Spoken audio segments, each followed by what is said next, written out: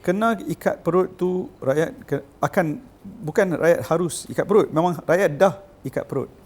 Tetapi kerajaan harus memberi bantuan yang sebaiknya. Ketika ini bantuan yang diberikan, kita ada duit. Masalahnya bukan isu wang. Negara mempunyai duit. Tetapi bantuan yang diberikan kepada orang yang tak perlukan wang. Jadi rakyat tak payah sebenarnya ikat perut. Kerajaan boleh bagi longgang. Taliban ketat ni boleh bagi longgang. Saya bagi contoh. Tahun lepas kita berbelanja subsidi gedebuk-gedebak, subsidi minyak contohnya, elektrik dengan bantuan tunai lebih kurang 80 bilion. Kita tolak ambil minyak saya, subsidi minyak lebih kurang 40 lebih 50 lah senang kira. Daripada 50 bilion ni yang kita bagi subsidi minyak, lebih kurang setengah pergi kepada golongan kaya. Setengah daripada 50 bilion, 25 bilion. Orang miskin dapat ubah. Bantuan BRIM tu, tunai tu, lebih kurang 8 bilion. Duit yang kita bagi bantuan, siapa dapat banyak? Orang kaya dapat banyak. Bukan orang susah yang dapat. Sebab itu orang miskin duk kena ikat perut. So, pembetulan, tak perlu duit baru. Tak perlu pergi pinjam. Tak perlu pergi korek daripada tabung dah. Duit yang kita bagi ke orang yang tak sepatutnya dapat, bagi kepada orang susah. Kalau kita buat ni, benda yang betul, benda yang baik, pada masa yang sama, kerajaan pun kena ikat perut lah. Benda simple. Simbolik tu penting. Pembaziran dikurangkan, tapi simbolik penting. Simbolik ni senang. Menteri suruh dia bayar minyak dia sendiri. Tol dia bayar dia sendiri. Baru dia tahu kesusahan rakyat. Dan ni tol free, minyak free, segala tok nenek free. Walaupun tahun lepas ekonomi kita naik 8.9% naik tahun lepas, ini berlaku kerana tahun sebelum tu prestasi kita menurun. Sebab apa? Masa tu lockdown, ekonomi tak berkembang. So bila dia dah buka, ekonomi naik. So low base, itu nombor satu.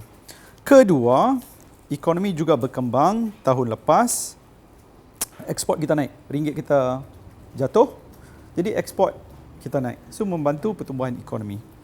Dan ketiga, ekonomi kita berkembang tahun lepas, naik tinggi, sebab kita buat yang tidak ada negara di dalam dunia buat. Benda apa yang kita buat? Kita keluarkan daripada EPF. Sebab apa negara lain satu dunia tak buat? Sebab ini perbuatan yang tidak bertanggungjawab.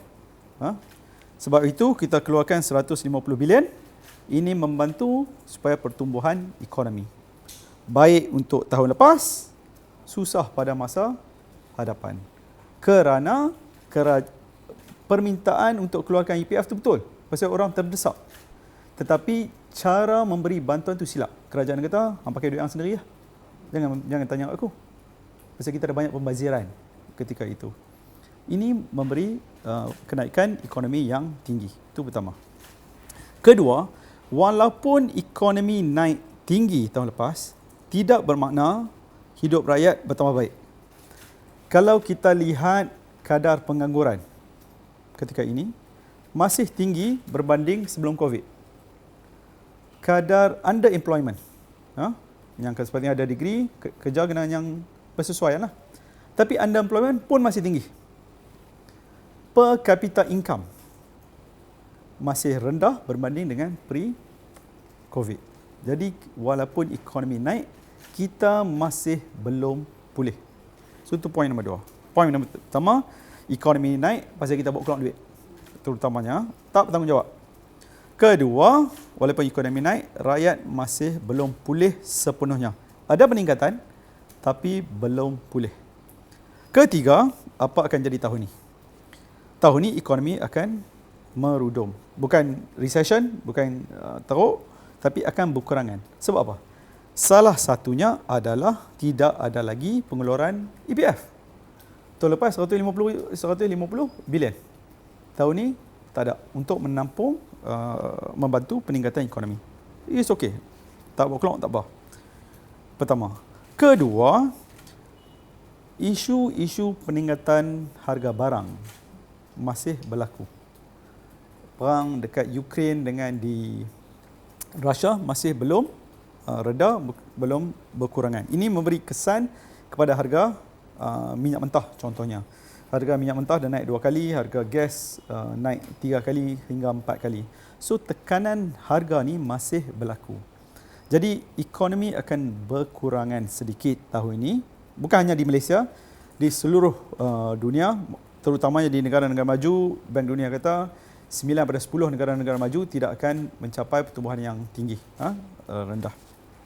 So rakyat untuk berbelanja akan berkurangan, inflasi akan masih harga barang terutamanya akan masih tinggi, gaji masih belum recover, jadi tekanan kepada rakyat untuk berbelanja berkurangan juga. Jadi pertumbuhan ekonomi tidak akan berkembang dengan lebih tinggi tahun ini. Jadi secara kalau nak kata senang, kita harus berhati-hati. Kena ikat perut. Perut dah ikat dah. Jadi kena teruskan ikat perut dah.